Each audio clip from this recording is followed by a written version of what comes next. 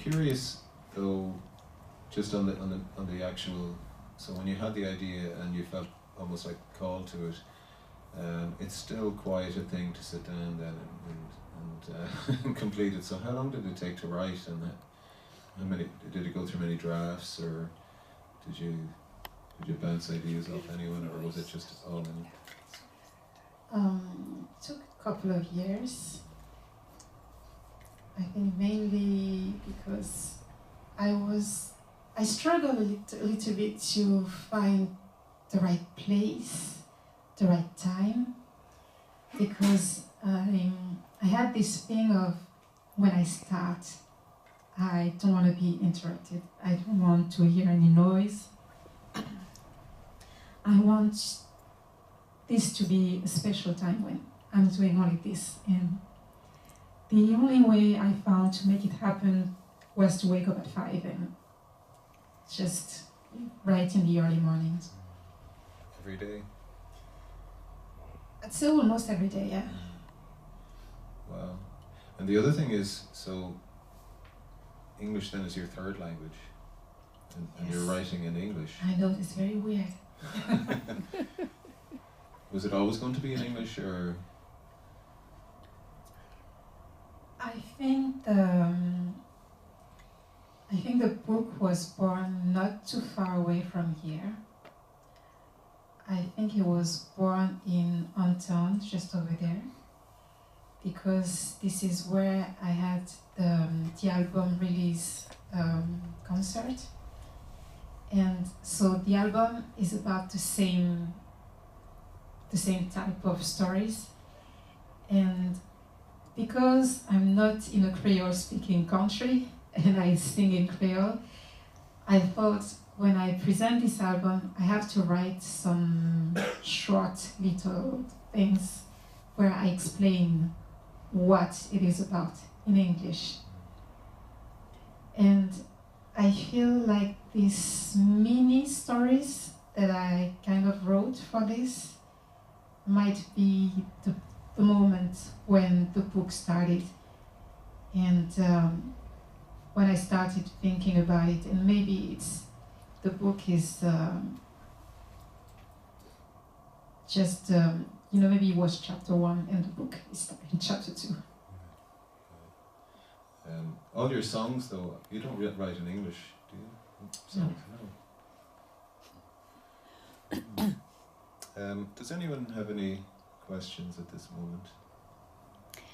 Well, when you spoke about starting out writing the story, you said something like, you were taken by it. Maybe Mark said that, but that you just began to create something, and it took you into a world. To me, it sounded like what James Joyce did, the stream of consciousness, delving into, and in a sense that parallels the sea, the movement of the sea and the ongoing nature of it. So I thought that was very interesting, and thank you.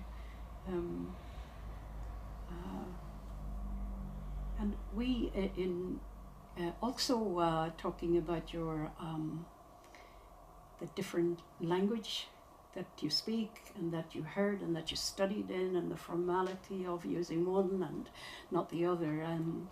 I learned some years ago from a man who lectured in the Greek language, and when I spoke to him and he asked me where I was from, and I was actually trying to learn Greek, and because I had just lived in a Greek island for a while in my youth, and he was encouraging me to stay with the language, because he said the grammatical structure of the Irish language is the same as the grammatical structure of Greek. And I thought that was amazing, because many people years ago would say to me that Gaelic was that a dialect, just like what you had, the mix of languages, but people perceived Irish language as a dialect, that it wasn't a unique language, having all the grammatical structure of any other language, But yeah, I think do you have a compulsion to sing and to write? Yeah, I feel like I don't really have a choice. You don't have a choice. You're an artist. Yeah, that's it. Thank you. Yeah, there's something on the back cover that interested me because there's Gabor Mate's book is over there, and it's interesting how he's, he's has psychotherapy and healing, and he's connecting it into the indigenous healing with the native, the First Nation in Canada and in South America, and this whole thing of the collective unconscious, and there's a great comment here, in indigenous societies, as our collective unconscious attunes to the impending loss, healing and recovery of foretold through the ages, reverence, remembering and alignment reconnect us with the divine source, bridging the expanse of unconsciousness and consciousness, death and rebirth, love and sacrifice. Are those sort of themes, were they there, this thing of remembering and then the unconscious, and the fact in the West and in our world we're so disconnected from that. Is that something that is present in your culture, despite the colonial influence and that kind of trying to filter all that out? Well, it really depends. It really depends on different people, but I feel like there is something happening right now. I feel like many people are going through some kind of a spiritual awakening, like in getting back to nature and getting back to listening, to remembering, and being connected to ancestry and nature. Yeah, I meant to say that actually, because I've noticed the last few times you've played in the open mic that you always make a recognition of the ancestors, which I feel really touched by every time that you do that. It's like, oh God, I wish I could do that. Playing. But I was going to ask you about the cover of the book and the image and the title also, because Child of the Sea sounds like an archetype, in a mythological way, but it's also the character of Maya. So maybe you could talk about the illustration, because it's such a striking cover. I was not really looking for it. I was just, sometimes I'm on the internet and just looking, waves, water, mermaids. And so I came across this illustration, and when I saw her, I thought, that's her. That's the spirit of the sea, that's her. And so I contacted the artist who drew it. Her name is Andrea Ora. She is Brazilian. She's based in Manchester. And the whole book is very inspired by traditional African spirituality, where the water is very important, and there are some divinities. The ancestral one is Mamiwata in the traditional spirituality, but then in the diaspora you can find different names, like Yemaya in Brazil. This is how they call her, Yemaya. In Guadeloupe or Martinique, we would say Maman de l'eau. When I saw her, I know, because she's Brazilian, I know that she has the spiritual background that she would understand when I sent the book to her. So I was really delighted when she accepted to let me use this illustration for the book. And about the title, it's the title of the album. So my album from 3 years ago is called Pitit à Lanmè, and it means child of the sea. So it just made sense, because it comes from the same place. It just made sense to give it the same title. And in when you're talking about the African spirituality, would that have been very present when you were growing up? Was there still remnants of that? No. Not at all. Okay. Not at all. I was not. I didn't grow up in this at all. My parents are Catholic. Oh, they were. So I was baptized and everything, going to church. While my parents were not going, didn't make sense to me. I didn't really understand what was happening. And then when I grew up and started singing, I started singing in gospel choirs. So I didn't go to Catholic church at the time. So when I started singing in the choirs, everybody was inviting me in their church.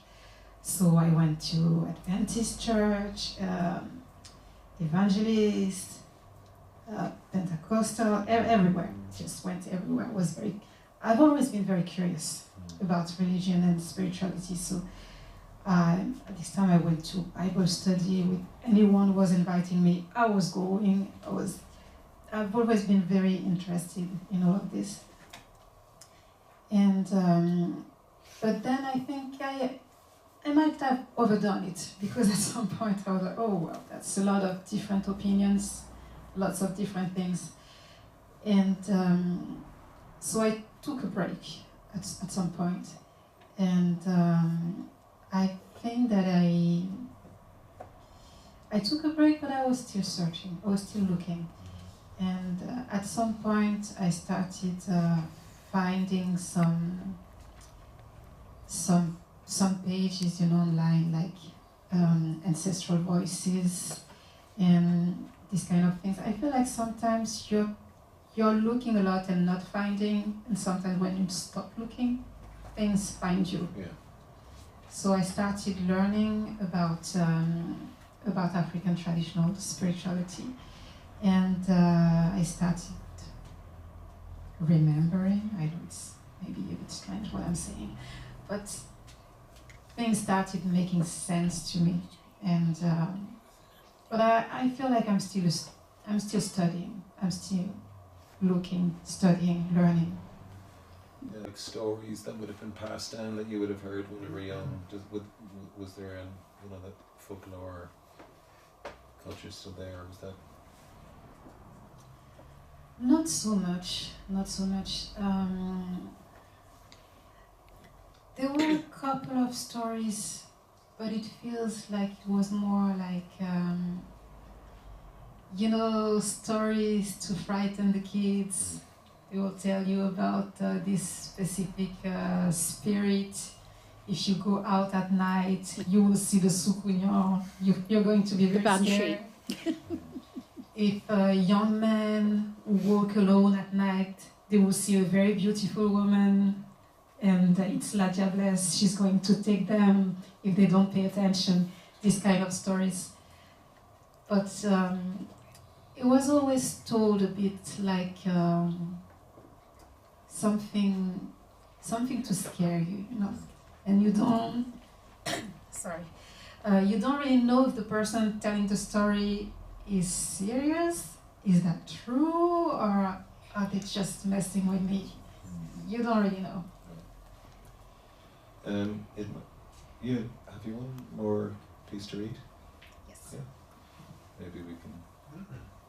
Yes. So we've been talking about ancestry. So I think it makes sense to go to the ancestor who started the story, where it all started. A long time ago, a woman was made captive to come work here for free.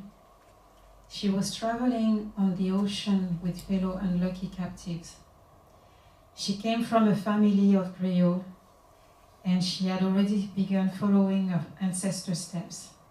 So she sang. She sang to her companions to give them hope. She sang about soldiers who won many wars. She sang about healers who cured many pains. She sang about happiness to provide sweet dreams. She sang loudly so all could hear. She sang so loudly, the captors asked for silence. They asked for silence, but our people asked for more songs, so she sang some more. She got beaten and sang through the pain. She got gagged and she hung through it.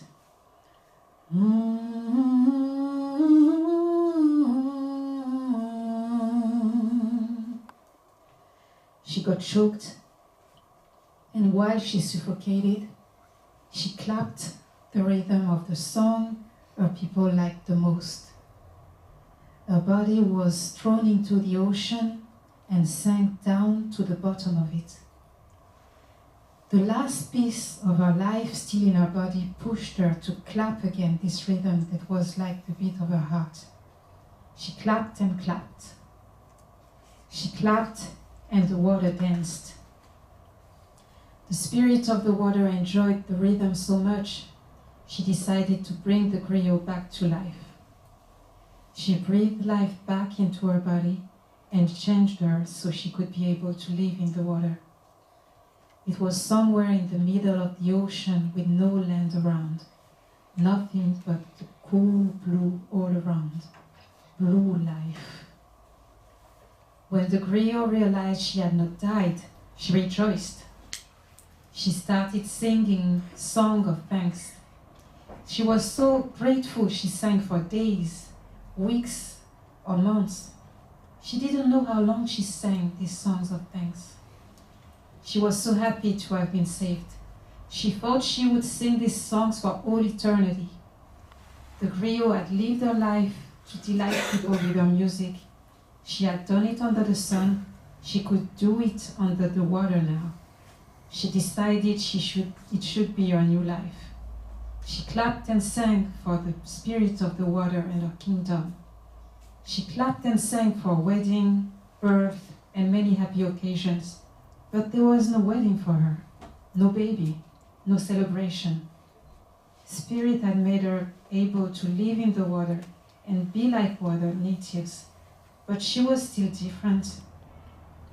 She was self-conscious of her appearance, and it was still human when everyone else was more like water. They all fit in the sea so well, and she stood out. At some point, her body started changing, becoming more like water, but the process was very slow. She didn't know how long it would take for her change to be fully completed. She didn't know how long she had been there. There was no way to know. She started feeling unhappy about her difference. She wanted to be like everyone else at first, but after a while, she started remembering her old life. Her life on firm ground, walking on firm ground, looking at the sky. It was far away down the sea. The light of the sun was a far memory. How the griot missed the sun. She started singing about the sun. She sang about the light, the warmth, the color of her skin. She missed the deep brown of her skin. In the time she had spent underwater, she had witnessed her skin changing, the color disappearing, until she became almost as translucent as Spirit and her people. At first, her eye could not distinguish them from the water, and she kept running into them. Now, her vision was perfect, and she could see every movement in the sea. She could see everyone with her accustomed eyes. She could see that she was becoming one of them. It seemed to be taking very long, but she was getting there, and she didn't like it. She was grateful for still being alive. She had been miraculously saved. She was grateful, or was she? She felt that maybe she was only trying to convince herself. Anytime she had a moment to herself, she was remembering her life before the sea, before the boat. She remembered her family, her friends, life under the sun. She remembered the moon and the stars, and the wind. She remembered the wind. She remembered fruits and vegetables, sauces, drums. She remembered the drummer she loved and her dreams of having children. She looked at her life and saw that it was comfortable, but it was not really her life. She had been saved from a life of captivity, but she was now a different kind of captive. She wanted out. She wanted the sun, the moon, and the stars, the wind on her skin. She sat at the bottom of the sea and she sang, Maman de l'eau, moi qui chante bas. Spirit of the water, I will sing for you. Maman de l'eau, moi qui chante bas, même si moi en bas soleil là. Spirit of the water, I will sing for you, even if I'm under the sun.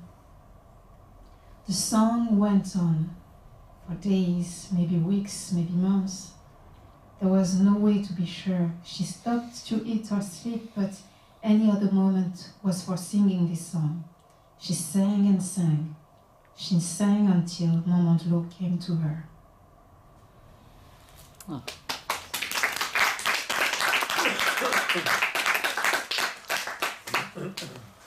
That was beautiful.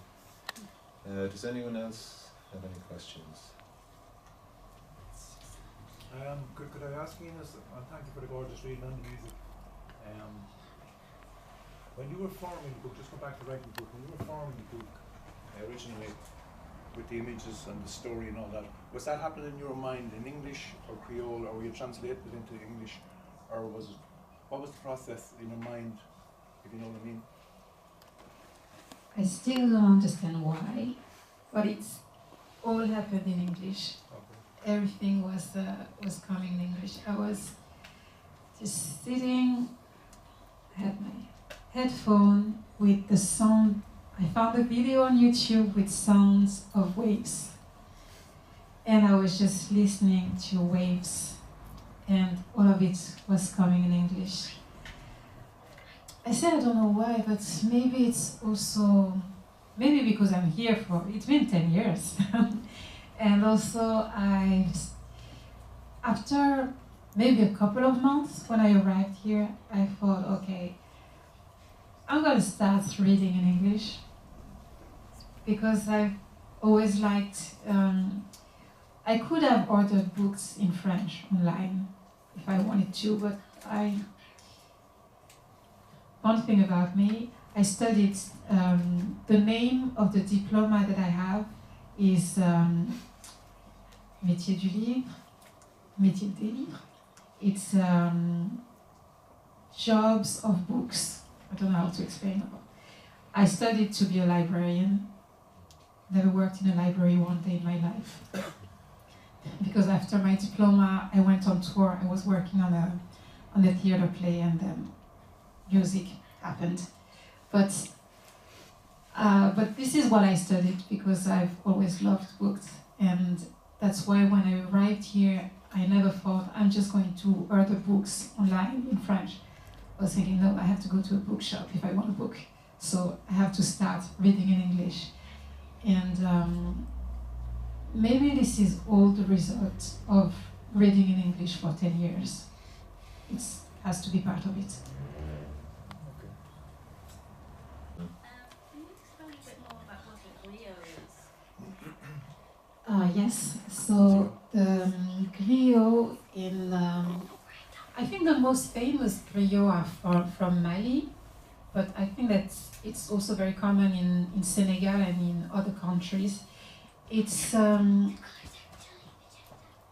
most of the time, all the time, I think. It's a family, so the job is to sing, but you sing the story of a family. So let's say tomorrow you're getting married. You're going to invite the griot, and the griot is going to come to your wedding, and they're going to sing about you. They're going to sing about your father, about your grandfather. They're going to explain in their song all the amazing things your great-grandfather did, and they're going to go back generations to generations and sing all the wonderful things that your family did. And so each griot has to teach the next generation how to keep this going. And then the griots are going to be invited to perform at weddings, at naming ceremonies, at funerals.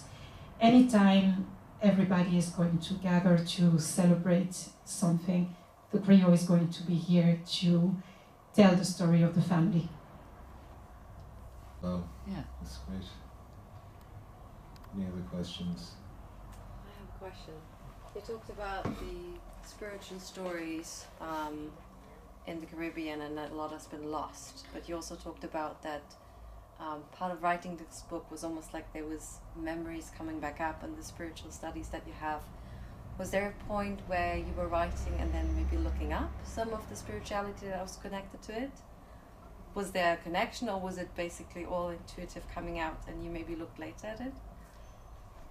I looked actually the years before, because it's always coming back to the album, because I wanted to write about this on the album, so I was studying a lot, reading books about Mamiwata, about different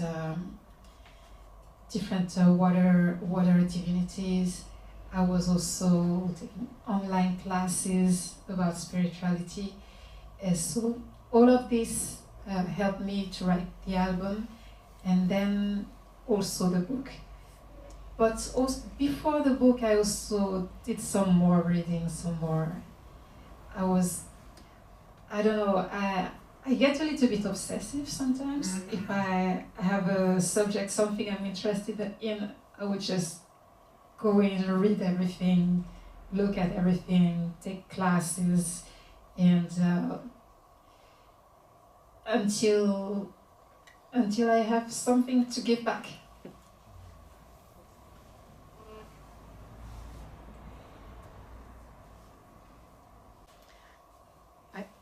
I spoke to an American man recently, and I had just booked a short trip to France, where I went last week, and I had spent periods of time when I was younger in France, and I always felt at home, when I would go to France. And he said he felt that way about coming to Ireland, and he ended up marrying a woman from the Cooley Peninsula. And now both his parents or his grandparents were Irish. And he said, he mentioned the idea of genetic memory.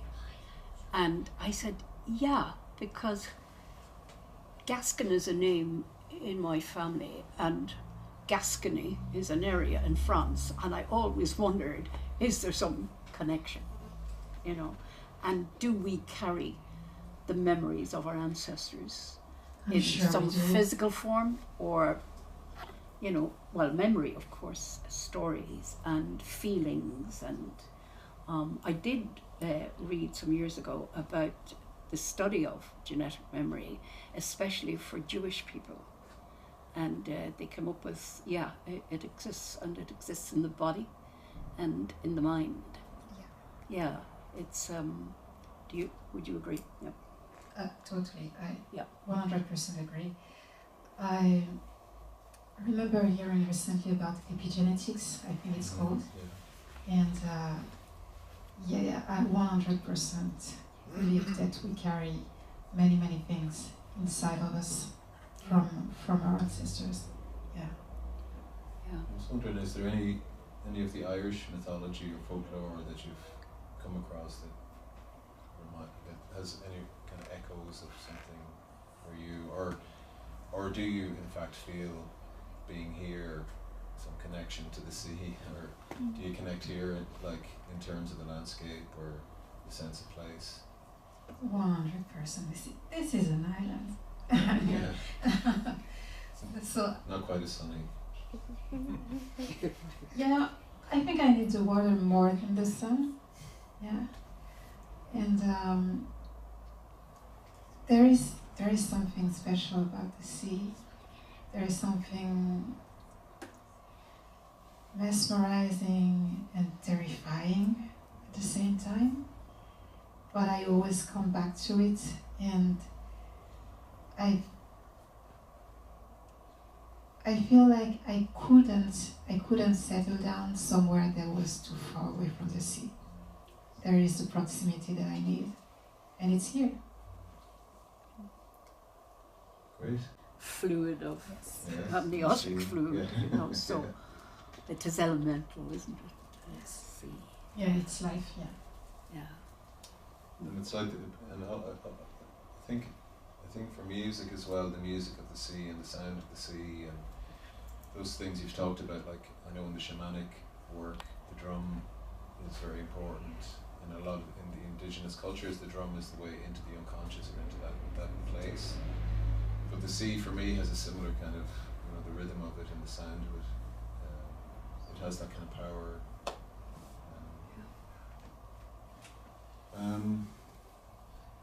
I think we've come to the end, maybe, unless anyone else wants to say anything. It's World Ocean Day today. It's World Ocean Day today. Yeah. Perfect. I told you that. I told you we've all been working towards this time.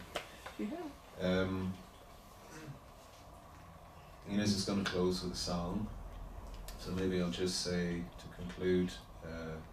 I'm so grateful for you for coming along and sharing your amazing work with us all. So everybody, Ines Khai. Yes.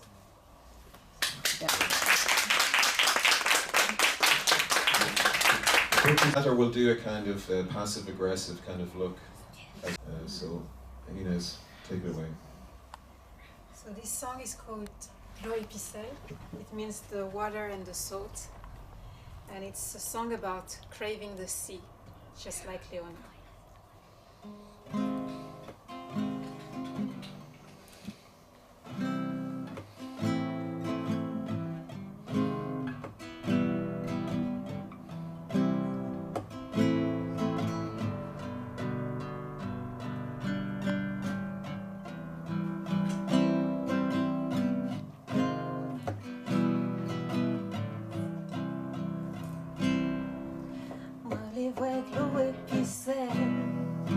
Sous la peau, c'est en couleur miel, à sous la peau, savant tout comment c'est celle, en mi-temps,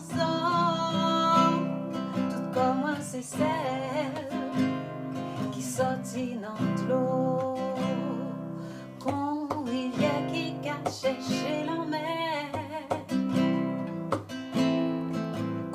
La rosée en bas, soleil là.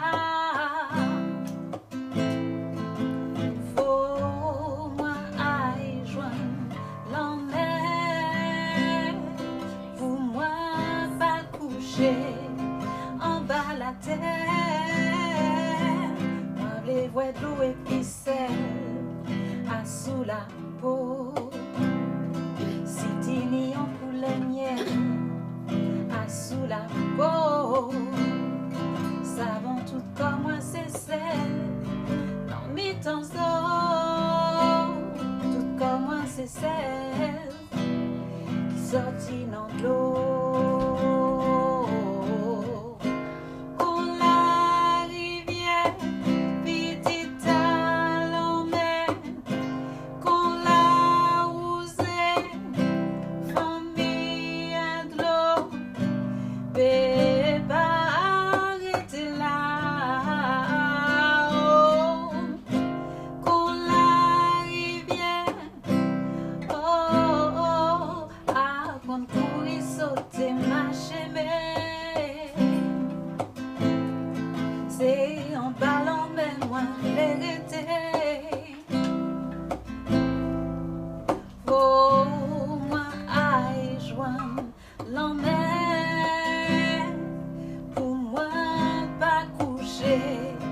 En bas la terre, moi les voix de l'eau épicelle à sous la peau. Si t'y en couleur miel à sous la peau.